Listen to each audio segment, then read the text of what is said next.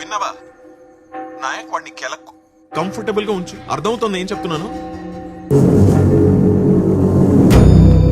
Sir Ramaswamy, sir sir phone ఈ driver phone తీసుకురా. Okay sir.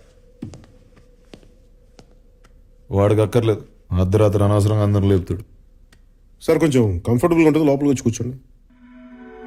నాకు ఈ లెదర్ సోఫా బాగా కంఫర్ట్గా ఉంది సార్. ప్లీజ్ ప్లీజ్ కూర్చోండి. ఫోన్ చూస్తే నా అంత ప్రేమ వచ్చింది.